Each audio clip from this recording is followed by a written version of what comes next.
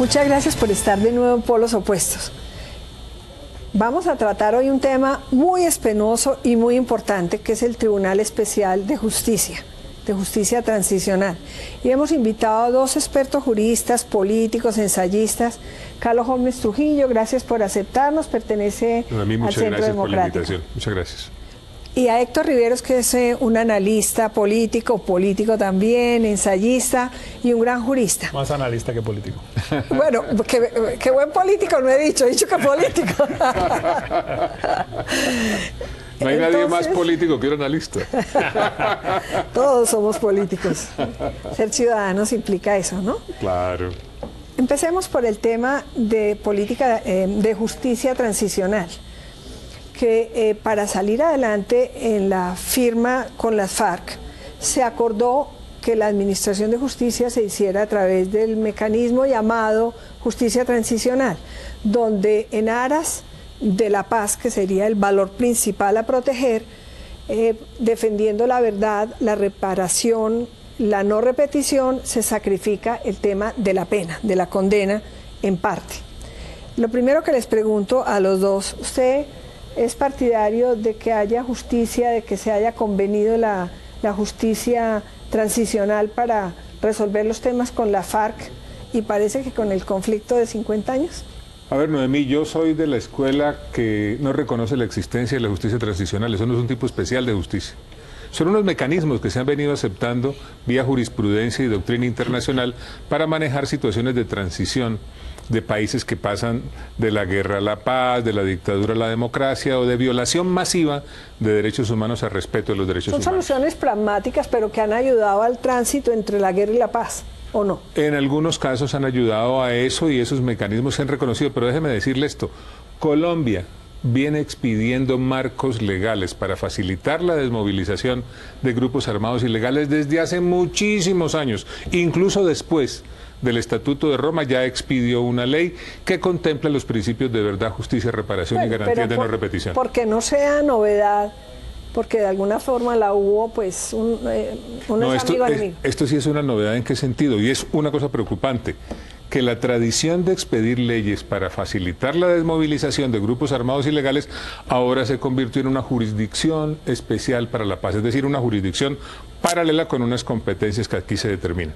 Claro, es un acuerdo que hubo en La Habana, pero que de todas maneras tendrá que ir al Congreso y tendrá que ser aprobado en plebiscito primero, pues si estamos o no de acuerdo, y tendrá que estar expedido por el Congreso en formas de leyes, ¿no? Sí, pero no, realmente la justicia transicional es un instrumento realmente contemporáneo, digámoslo así, que señala una manera de transitar de la idea antigua de la justicia punitiva a una justicia restaurativa. Se entendía antes que lo importante era castigar al que cometía un delito. Realmente el derecho contemporáneo lo que prefiere a eso es restaurarle los derechos a la persona que ha resultado víctima de esa conducta.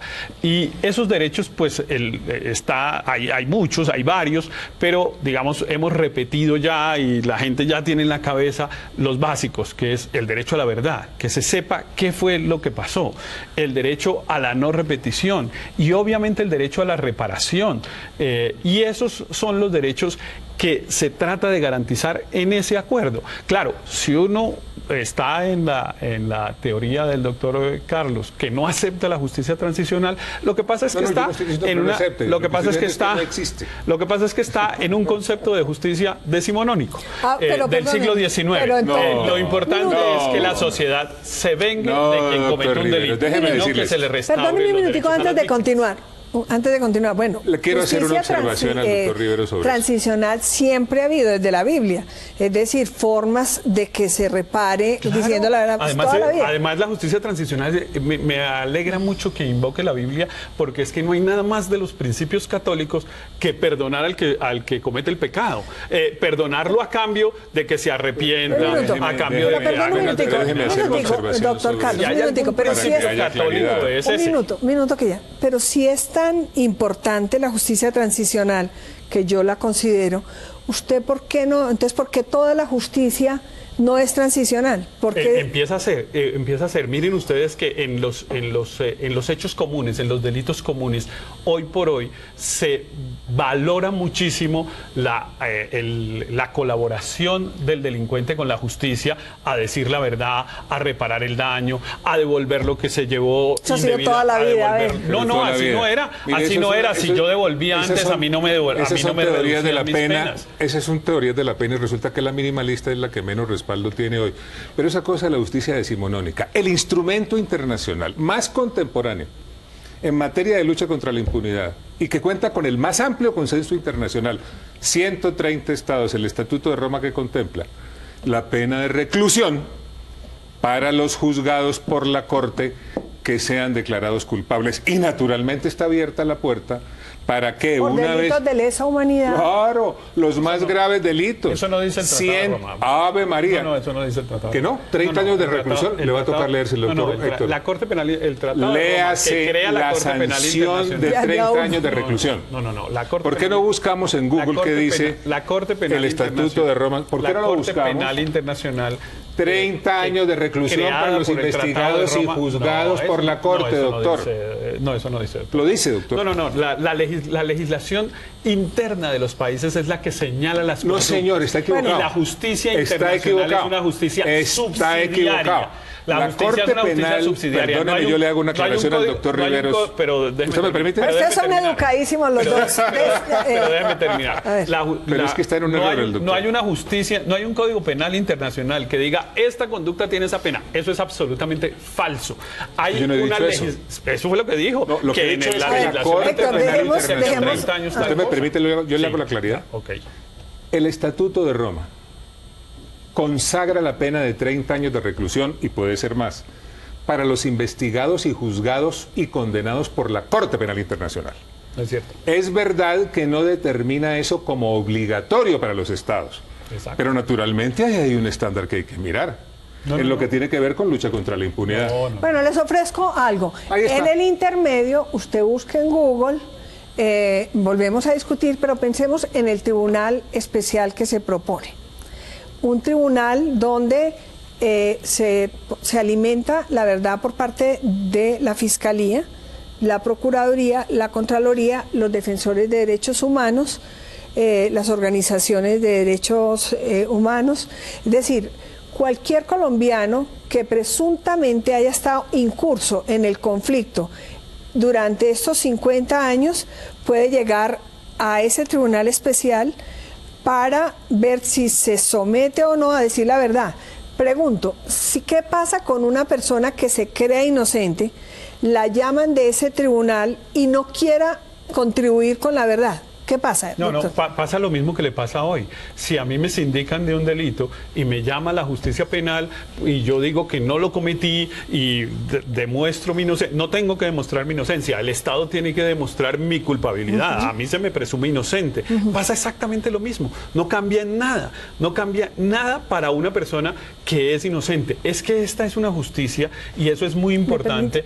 Esto es una justicia, es para quien se somete a la justicia transicional. Quien no se somete hoy, yo no me someto a ninguna justicia hoy porque no tengo que ir a confesar ningún delito. Pero si a mí se me indica de un delito, pues yo tengo que ir a la justicia y me preguntan unas cosas y yo digo, yo no hice eso, yo no estaba en ese lugar, no tengo nada que ver, yo no conocía a esa persona, etcétera. Y el Estado tendrá que probarme que yo estoy diciendo mentiras. Pero de acuerdo con todo lo que hemos leído de los acuerdos, si la persona no acepta contribuir con su verdad y presuntamente decir que es responsable en materia grave o no, le pueden poner en otra sala de ese tribunal especial penas hasta de 20 años. Sí, y hoy se las pueden poner de 60. Entonces la pregunta, pero hoy se las pueden poner de 60. Pero la pregunta que le hago, Héctor, es: una persona incursa en delitos de lesa humanidad que podrían tener penas hasta de 50 o 60 años, ¿entonces se le va a disminuir la pena?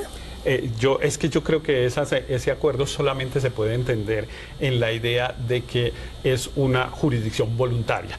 Es decir, estos son para las personas que se someten a la justicia. El que no se somete a la justicia va por la justicia ordinaria, a la que le puede pasar exactamente lo mismo que usted está describiendo, que es decir, el Estado los indica y usted pues se somete a que le prueben su culpabilidad. Y si se la prueban, lo condenan a 60 años. ¿En eso cuál es la diferencia? Es que, perdóneme, digo esto, es que se ha hecho mucha alaraca, digamos, con el tema de que, entonces a uno lo pueden someter. Sí, claro, a todos nos pueden someter hoy, sin ese tribunal, a la justicia, porque alguien va y me denuncia. El doctor Carlos Holmes puede decir, mire, ese señor mató a una persona esa es la preocupación. Y yo lo vi que lo mató doctor, ayer. A ver, le pregunto al doctor Carlos, a ver, supongamos que hay dos enemigos políticos y entonces uno de ellos decide meter al dueño de una finca o a un campesino en el tema de justicia transicional, en el tema de la sala de reconocimiento de la verdad. Eso pasa hoy, insisto. Sí, por eso. Eso mismo puede hacerlo, el enemigo político lo puede hacer en la justicia especial. Pero perdón que o en la ordinaria de hoy. que le estoy haciendo la pregunta al doctor Carlos Holmes, usted ahorita tiene todo el derecho a hablar. No, pero solo para explicar que la cosa puede pasar, ambas cosas en el mismo lugar. No, ahorita, miremos. Entonces, lo llaman a ese campesino o a ese terrateniente o a ese empresario a presentar su verdad en la sala de reconocimiento de la verdad y responsabilidad. Y ese empresario dice, yo no acudo a ese tribunal especial, no voy. ¿Qué pasa con ese empresario? Inmediatamente se somete a un juicio contradictorio y puede ser condenado a una pena mínima de 20 años, pero déjeme plantearle las inquietudes que yo tengo sobre esta jurisdicción especial. Primero, la competencia temporal no está definida, eso no se sabe cuándo empieza. Puede empezar en el 40, en el 45, en el 50, en el 62, no está definido. Hay unos conceptos que tienen relevancia penal que no están definidos. La autoría indirecta de un delito cometido con ocasión del conflicto, eso no está definido. La autoría indirecta de un delito cometido en el contexto con ocasión del conflicto, eso no está definido. Esto es una jurisdicción que rompe el principio de la no retroactividad en materia penal, hasta el punto de que establece que la competencia se ejerce sobre delitos cometidos antes de su entrada en vigor, a diferencia de estatutos modernos como el Estatuto de Roma, que señala que la competencia es respecto de delitos cometidos después de su entrada en vigor. Vamos a hacer una pausa, pero, no hay cosa juzgada. Se pueden revisar las sentencias y la inocencia que la Corte o los tribunales o un juzgado haya emitido con respecto a cualquier persona. Hacemos la pausa, revisan el tema que quedó pendiente para todos los televidentes y continuamos con este tema.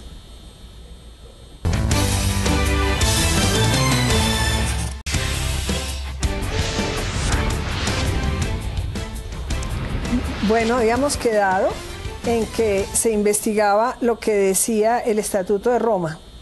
A ver, ¿usted investigó, doctor? Sí, no, es decir, el Estatuto de Roma contempla que para las personas que sean investigadas, juzgadas y condenadas por la Corte, la pena principal es de reclusión hasta un máximo de 30 años. Eso no obliga a los estados, por supuesto, pero en lo que tiene que ver con los elementos que determinan la modernidad de las decisiones y el consenso internacional, esto es lo más contemporáneo. Pero la justicia transicional es la excepción que se crea. Hay una enorme equivocación en lo que está diciendo, porque es que, primero, muy importante, la pena que establece el Estatuto de Roma es para aquella que impone la Corte. No es que los estados estén obligados a imponer como mínimo esa pena. Lo he dicho varias veces. Perfecto, pero entonces déjeme decir lo siguiente. En ese caso, el Tratado de Roma lo que está es estableciendo para aquella persona que precisamente no colabora para restaurar a la víctima, porque no se somete, porque no colabora, etcétera. En este caso, yo por eso insisto, es que aquí hay dos conceptos de justicia que están completamente contrapuestos. Uno que era el que se usaba en el siglo XIX, hay que condenar al delincuente lo más duro posible. Y la otra es, hay que reparar a la víctima lo máximo posible. ¿Y la pena de reclusión? Esas son las diferencias. El doctor Carlos Holmes está parado en la primera, yo estoy parado en la segunda y seguramente no nos vamos a poner de acuerdo. Le hago una pregunta. En nuestro país, dolorosamente, se mata por cualquier cosa. Es terrible. ¿Cómo piensa usted, doctor Héctor Riveros, porque es tan importante lo de la verdad, pero que va a actuar la verdad, es decir, cuando si es voluntaria la jurisdicción y decir la verdad, ¿cómo se hace cuando la persona quiere decirle pero si arriesga su vida? Es decir, ¿qué protección hay para la verdad cuando va una persona inocente a contarla? Es decir, no hay un peligro muy grave que se sacrifique la verdad. Normalmente no tiene mucho para contar. Pero como que no, la persona inocente puede saber muchísimo sobre el conflicto, saber, claro, sobre los culpables, puede ser un testigo, claro, etcétera, importantísimo. Pero normalmente quien aporta la verdad es el victimario, porque él es el que sabe cómo se urdió el crimen, quién lo cometió, quién lo financió, quiénes participaron, etcétera. El otro puede ser... Pero nadie está obligado a confesar su propia culpa. El inocente puede ser un testigo, pero es que ahí es donde está el punto. Y eso, vuelvo a mi punto. La justicia esta especial es una justicia voluntaria. Voluntaria. Yo digo, yo cometí un crimen y vengo a contarle cómo fue, y vengo a decirle quién me pagó y cuánto me pagó, y a esa persona quién le daba la plata y quién me dio el arma. Entonces le pregunto lo mismo que le pregunté al doctor Carlos Holmes. Llega un campesino o un empresario y se acusa a una persona de haber participado en pagos, en haber utilizado la justicia privada y propia en contra de la legítima, y entonces lo acusan a ese empresario, o a ese terrateniente, o a ese campesino, cualquiera. Y la motivación por la que lo lleven allí es cualquiera. Esa persona se presenta allí en el tribunal porque lo llaman, porque le dicen, usted está acusado de haber participado en el conflicto en materia grave. ¿Qué pasa si esa persona es renuente a presentarse? Sí, entonces lo primero es, esa persona tiene ese riesgo, cualquier ciudadano tiene ese riesgo hoy con justicia transicional, con justicia especial o no.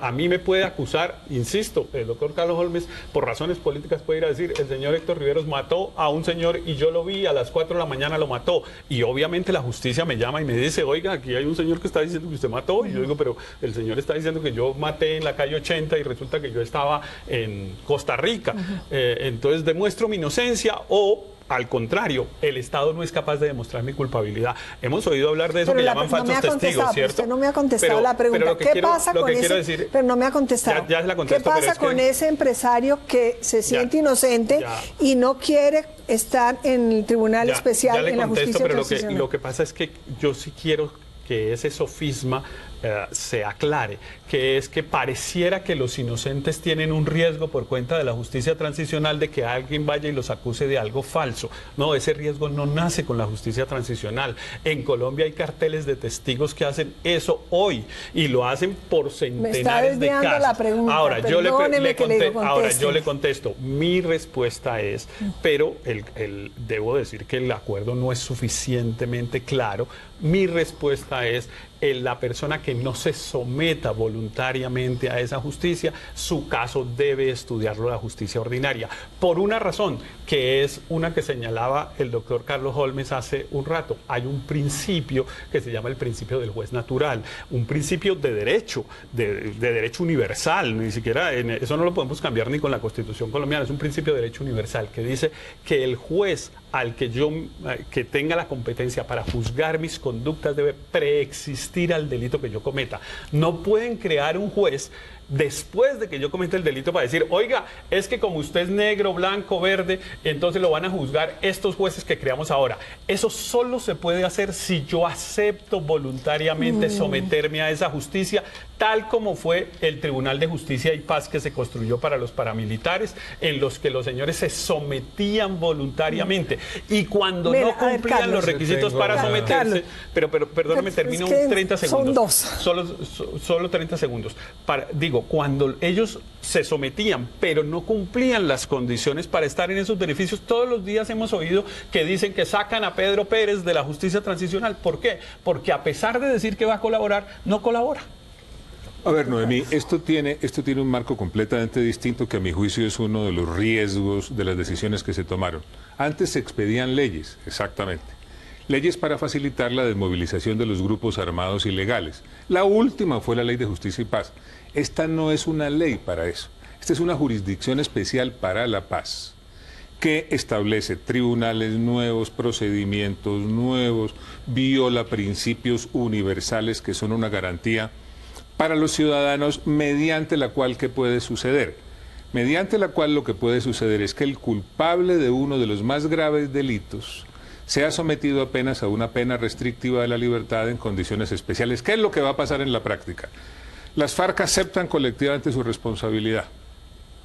Se hacen los procedimientos que establece la jurisdicción y la pena que recibirán será restrictiva de la libertad. Queda el Tribunal para la Paz, abierto. ¿Cómo se alimenta? Investigaciones de la Fiscalía, de la Procuraduría, de la Contraloría, de las organizaciones de víctimas y de las organizaciones de derechos humanos. Se ponen en conocimiento de ellos unos hechos, quién sabe a partir de qué año, porque la competencia temporal no está definida, que es uno de los grandes pecados que tiene la Jurisdicción Especial para la Paz. ¿Eso para qué puede servir?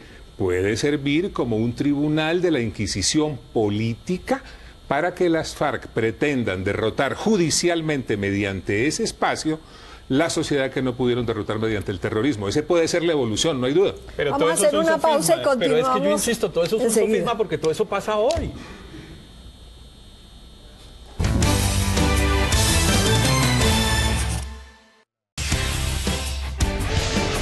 Pero no está definido, pero es que eso no es la ley. Hay que expresar las preocupaciones. De la lectura de los acuerdos de La Habana, esa persona inocente o que se cree inocente y que por consiguiente no quiere amnistía, que es distinto a la amnistía y considera deshonra la amnistía porque se considera inocente, tú dices que puede ir a la justicia ordinaria porque no lo juzga la justicia transicional. En la lectura de todos los acuerdos sí lo puede juzgar la justicia transicional. Pero entonces, perdóneme hacer una pregunta. Acepto esa interpretación. Okay. La pregunta es, ¿en qué le cambia a la persona? Al contrario, es un escenario más favorable que lo sometan a la justicia transicional. Si yo soy víctima de una acusación falsa hoy, por ejemplo, de homicidio, alguien va y dice, Héctor Riveros mató a una persona sin ser eso cierto, por razones políticas, y unos fiscales se complotan contra mí y efectivamente quieren perseguirme políticamente, me pueden llegar a condenar hasta por 60 años. Si esa falsa acusación llega por la vía de la justicia transicional, el riesgo máximo de injusticia es de 20 años. Pero, es decir, que el escenario más favorable para mí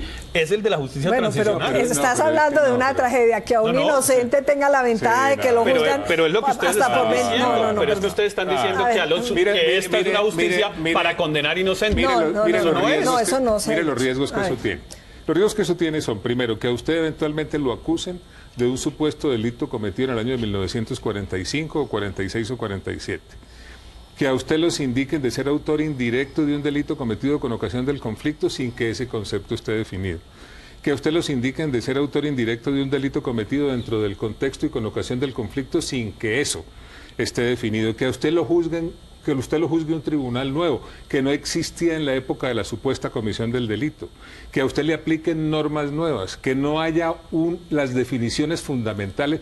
Mire, ese acuerdo tal como está presentado destroza muchísimas garantías centenarias que son garantías para todos los ciudadanos. Les queda medio minuto a cada uno. Pero es que todo lo que está diciendo el doctor Calderón es pelear con molinos de viento, porque todo eso se va a resolver. Es obvio que el tribunal tiene que tener la competencia absolutamente determinada respecto del tipo de conductas que hoy no está porque es que eso no es la ley. Yo estoy opinando sobre lo de hoy, pero es que usted le está dando a y si no está definido, ¿usted por qué está tan seguro? Pero es que usted le está dando a esos acuerdos una dimensión que no tiene. Y usted esos también. Acuerdos tienen que tener un desarrollo legal que se va a tomar en el Congreso. Y este debate sirve para que se tomen las precauciones. Y los va a reformar y los va a revisar la Corte. Y de acuerdo con lo que dice el etcétera. doctor Héctor Rivera, entonces, ¿usted qué opina si todo esto es sometido al Congreso y el Congreso legisla distinto en que lo que se acordó en La Habana? ¿No se pone en grave riesgo los acuerdos de La Habana? Claro, eso puede pasar muchísimas cosas. Mire, esto es una caja de Pandora que se puede abrir y lo importante es acotarla y evitar los riesgos gigantescos que eso tiene. Pero por Dios, es que acabar con el principio de la no retroactividad en materia penal aterra. No, eso ha pasado 1000 veces. Bueno, pasó en el Tribunal de Justicia y Paz, que lo crearon después de que los paramilitares se habían desmovilizado. ¿Eso qué es lo que aterra? Si ustedes estaban en ese gobierno. Pero y ahí no se aterraban. A mí me aterra que acaben con la no retroactividad en materia penal. Y antes no le aterró, cuando estaba en el gobierno del presidente Uribe, que lo hizo en el Tribunal de Justicia y Paz. Es que se aterran, ¿por qué no ha intervenido la Corte Penal Internacional en Colombia? Pues porque no es cierto que se viole la retroactividad con una mujer. justicia eso sí. voluntaria como Se es. acabó eso el sí. tiempo. De todas maneras, yo creo que es muy importante algo que ha quedado sobre la mesa, y es la voluntariedad. Es decir, que el Tribunal Especial juzgue a la FARC me parece que es lo normal. Que a todos los que se quieran voluntariamente ajustar a la justicia transicional y someterse a ella, está bien, pero que a los que voluntariamente no quieran someterse, que se mantengan dentro de la jurisdicción, eso es lo obvio. Y eso es lo que no está claro, ojalá que lo podamos ver en los desarrollos sucesivos. Quiera Dios, Noemí.